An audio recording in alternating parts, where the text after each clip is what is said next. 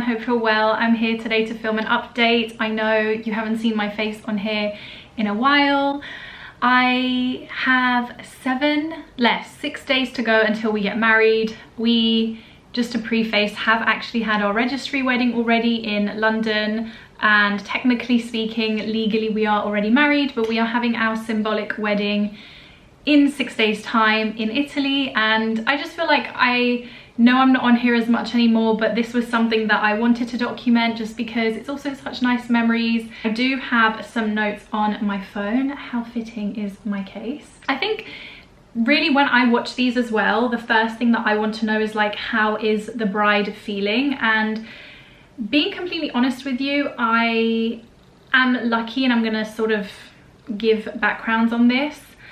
I am not as outwardly stressed, and my partner, if can hear me, he's probably going to be laughing, but I don't feel like I'm as stressed as I thought I would be. I think I might be manifesting it in physical ways rather than mental. Like, I'm sleeping okay. I am generally, like, I've been a bit teary and a bit like the last couple of literally days, but I think it's also because unfortunately I'm ovulating, like, you know, just hormonal stuff. But I generally feel okay, but I feel that the reason I am is because I haven't been living in the UK where most of my family is, most people who are attending are, and I feel like I'm not being asked as many questions. It's not really something, it's not really a topic that I'm having a lot of input on. And I think if I still lived predominantly in the UK and I wasn't detached from what I'm hearing from my mum, is like daily conversations, daily chat about how everyone is excited, which is so sweet, first of all, but you know, people can't help when they are talking about a topic to kind of have input or to ask questions. And I think because I'm not having that, I'm not having the chance to be as stressed. Also because this has been so long in the making that I feel like I'm more organized than I ever thought I would be at this stage. Like, I know a lot of brides at, you know, 6 days to go are still doing quite a lot of things, maybe also like more DIY bits or, you know, things like that. And I'm okay. Like, I think the only things I really have left to do now are write my vows, send out the programs for the wedding day, and also just a reminder of the events leading up to the wedding.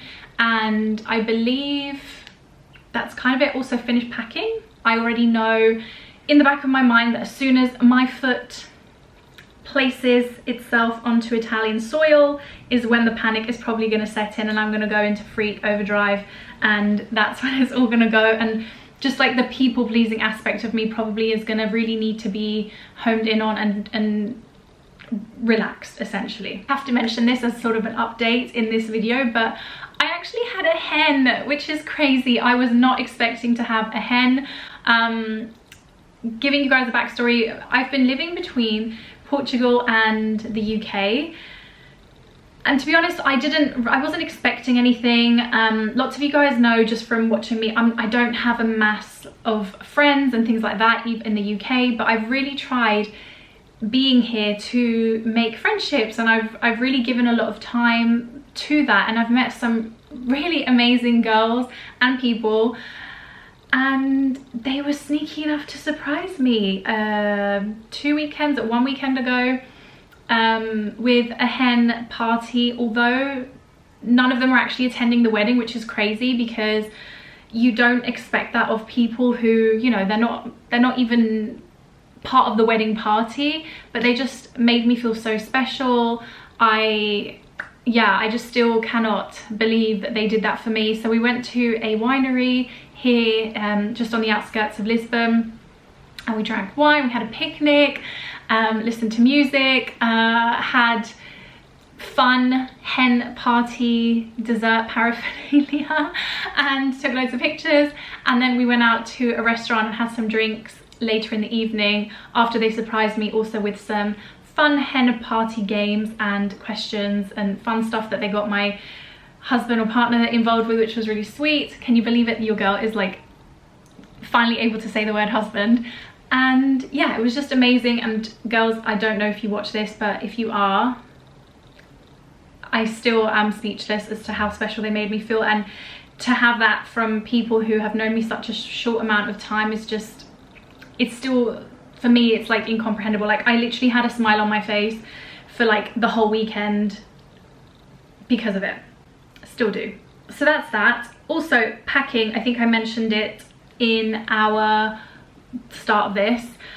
That is probably the only real big thing that I now have left. One thing and one tip that I would give to my brides is pack early. So we're lucky we have a guest room in this apartment, and I have literally packed the majority of things, I want to say like 2 weeks ago. This is so not me, like I am not this kind of person, but I just want to make sure that I have everything, and this goes with, you know, the DIY or the extra bits that I'm bringing to Italy. And then also, by the way, you might hear the breeze outside, I have the window open. I wanted to make sure that I have everything and that I don't forget anything. And what I did is just like one day I got all my outfits, or like my clothes that I want to bring, and I tried them all on, and I sort of also made like a sort of outfit list for myself of things that I want to wear, because that is one thing. I don't want to go there and just be like, oh my god, what am I wearing today, what am I wearing tomorrow, because I can be a little bit like that, and I also want to try and get the most out of my outfits. So that is the sort of next big thing on my list, but it's pretty much done. And the only thing is, I was so silly to think that I would only need one suitcase to check in. I most definitely will need to get more suitcases for the trip, just because we've got like floaties and paper bits that we need for the wedding, fans. I'm bringing, you know, extra things that I didn't really account for, which is silly. Also, like your shoes, I'm overpacking crazy amounts for this rather than underpacking, which I feel like I've got quite good at packing over the years. I also wanted to talk about like tips that I've learned along the way. This is not a full wedding video. If you guys ever want one, I have been so surprised as to how much I've actually enjoyed planning the wedding, irrespective of kind of like a couple of factors that I think it's just part of the wedding industry and isn't really something that is within my control, which is something that I think brides everywhere deal with. But the actual fun of the creative side of it, I have loved, and it's just made me really, that is something weirdly that I will miss about it, like the creative side of it. And obviously I can imagine if you have, you know, a budget that is infinite, you can have so much fun with this. Our wedding is very simple. I'm not looking to have the most extravagant, crazy wedding. It's just not us, and it's not even something that I feel like fits within the way I am. So it's just, for me, it's just been fun kind of planning this big festivity, and it gives a chance for our families to get together as well, which is even nicer. These are some of the tips I've learned. If you want like a really in-depth wedding planning, what I, you know, learn and how I did things video, I can do one of those. So one of the biggest things that I've learned is buy your whites early. So I am going to be one of those brides, and you will see this if you follow me on my socials, which you so should. I am going to be one of those brides that wears white throughout the event, and you can call me extra, you can say anything you want. I just think I never wear white, A, and B, I'm sorry, you want to stand out and be the sort of show that you're the bride essentially. So I am predominantly wearing, yeah, white or creams. Also things with pattern. I don't actually know if I have lots of things with patterns, but that is my color palette for the week. So being the kind of person that I am, and being the fact that we've been engaged for so long, which I will get to in a minute, I have been buying white stuff that I like for 2 years. Yes, I have, and I'm not ashamed to say it, because this is where I think a lot of the stress would also come in. Like if I needed to now go and buy, I don't know, like my white bikinis for the pool party, or like Spanx or clutches, shoes, that would be a stress, because actually, yes, there's white stuff, but it's not all nice, and also it doesn't all fit my body type or like the style of thing that I want. My other thing, and this could be controversial, but it's just my opinion, and this is something that we've discussed as a couple: don't be engaged too long. Now, I say this only because I feel like I have been planning this thing for 2.5 years, and it's just too long. We could have easily done it in a year and a half. I feel like that is a really sweet spot. 2 years, absolute max, just because now, although I'm excited, don't get me wrong, because it's like, you know, the vision is all coming together and, you know, it's finally here, like finally. I feel like September 2024 for me was just not coming soon enough, but it's kind of taken away some of that like butterfly buzzy feeling that I feel like you would get if you did your wedding sooner after you get engaged. And again, this is totally personal. For some people, having so much time might be such a good thing. I mean, one benefit of it, for example, is you can normally get a better deal on prices if you book things early in advance. Obviously, a lot of the things that I booked, I have a cheaper rate for than maybe if I was to book it, you know, now. But other than that, I have missed that kind of like butterfly feeling. And I would actually say a similar thing goes with having your registry or your legal wedding and your symbolic, which I know lots of people do at the same time. We didn't want to do that just because the logistics of getting married in Italy are difficult enough, and just to have to do the legal side of it, although I'm Italian, I didn't really see the benefit of it. And also I wanted to make it easier for like my family and just our guests, that they didn't have to, I don't know, be involved in any of that side of it, and also travel and that kind of thing. Also, I did want family members who are not coming to the Italian wedding to attend, and unfortunately that didn't end up happening, but that was another reason. So if I could do it all again, and if it was perfect and easy, then I would do my symbolic and my registry together, just because then it's like you are married, whereas we are technically married already and we're just kind of getting remarried, which just loses the sparkle a little bit for me, or for us, to be honest, because we're in this limbo stage where he is my husband, but we've not been telling people he's my husband because it gets confusing, and then you've got to go into the specifics of it. So it's just easier to be like, yeah, you guys know what I'm saying. Don't really listen to outside opinions too much, where the opinions of people are not like warranted. For example, you know, you could ask people's opinions about everything to do with your wedding and it might just not be their taste. I have just learned that I'm going to do things my way, the way that they make sense for us. I want to say our way. And as long as you guys are in agreement of what you're doing, that's all that matters. So you don't also have to be traditional about everything. So I think I'm gonna go, that's my next point. Don't feel like you have to follow all traditions. So for example, this could be controversial. We are having a wedding cake, and I think most weddings that I've been to, you have a sit down meal, you have a dessert at the end, and then you'll do the cake cutting last. Most people, like, I don't really tend to eat wedding cakes if I go to a wedding, because I'm probably scared of being bloated, or I'm just full, and also logistically it can be difficult. So we're serving our wedding cake at the meal, and that might be weird to some people, that might be like strange, but I'm paying for a really expensive cake. I want people to eat it. I'm hoping that it's going to be really nice. I don't really see the point of having a dessert and then a cake at the end. That is just me. Also, we don't have bridesmaids or groomsmen, just because I didn't really feel like it worked for us personally. But that is just a personal thing. Also, we are not having a lot of the Persian traditional things. I would have loved to do it, but being the type of people that we are, we're not so versed in all of that side of things, and I think it would have just added another element of stress for me, because I'm not really versed in it. I would have had to do a ton of research. I would have had to take everything to Italy that I wanted to bring for Sofra Art, for example.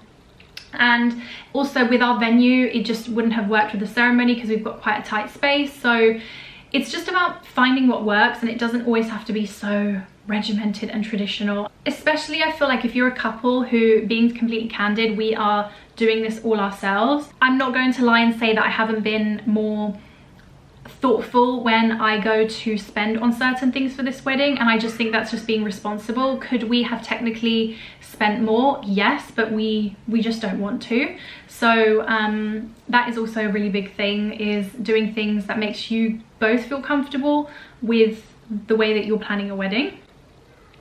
Another big thing that I've written, and I wish I'd followed this more myself too, but to be honest, I can be a little naive, is get everything in writing. And that just goes for everything, like from your venue to your vendors to contracts, everything. Just have it all in black and white on a piece of paper, signed, because that is just how you're going to ensure that there isn't any grey areas, there's no confusion, you don't have to ask people awkward questions, and it just means that everything is easier. I'm Italian, so I feel like I can say this, but it hasn't been the easiest thing to do in Italy, just because I haven't found organization to be the easiest thing to deal with. But it's something that I've learned, and it's something that I now understand is, and if I was to give someone a tip, so let's say my sister was getting married, I would be like, look, we need to make sure we get this all in writing. But this is another thing which kind of goes into that, is keep a record of add-on spends, so you have an idea of your cost at the end. I think that's a really basic thing to consider. But my next sort of task, irrespective of wedding planning, in terms of, you know, the fun glitzy side, is just going in and adding and making a spreadsheet, which is so unlike me, of the final spends that we are expecting. With, I'm also going to keep like documents of showing the receipts of conversations or contracts which say that that has been added on. So that is something that I think is going to be invaluable, because we don't want to get to the end and have a bill where we're like, I don't know where this all came from. Last thing that I would say, and this is something else that's going to be maybe controversial, but I feel like I love being honest in my videos, and I feel like it's something that, I don't know, some people are going to be maybe surprised at. We were talking about this with my partner the other day. If hindsight was 2020 and if I could go back, I would very, very much consider Portugal as a wedding destination. And this is me being Italian, this is me, you know, we basically have our wedding completely set. And the only reason I say that is because I feel like Portugal doesn't come up as one of those places, and this could be me being ignorant, but it just never really crossed my mind. Obviously the fact that I am Italian and that we're literally getting married 40 minutes from where I was born has a big sentimental factor, don't get me wrong, but actually Portugal, from what I've found from people who've got married here, friends that I speak to, is still extremely reasonably priced. The top tip, extremely reasonably priced. The weather is phenomenal, the food is phenomenal, the buildings and the architecture and the places around, which we haven't even scratched the surface of visiting and exploring, just because, honestly, predominantly because of this wedding, and obviously trying to be financially smart and just, you know, being a little bit more cautious, we haven't done as much exploring. But from the very small amounts that we have done, the places here are stunning and the people are amazing. And I think if hindsight was a thing, and if I could go back, and if I knew that we were coming out to Portugal and we'd be spending so much time here, I would not dismiss this place as somewhere to have our wedding, because I am sure I would find something equally, if not even more magical, for a better price. And that's just from what I've heard and the very, very small amounts that I've looked into it. So that is my wedding update. I don't really know what else to talk to you guys about. I also wanted to do a video on the sort of treatments that I've had done, like upcoming before the wedding, because I have had quite a few.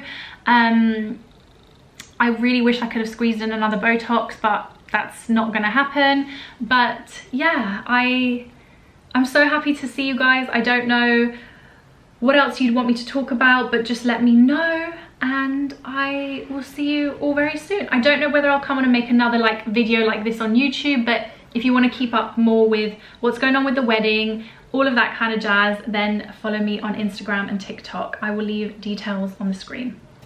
Love you guys lots. Take care.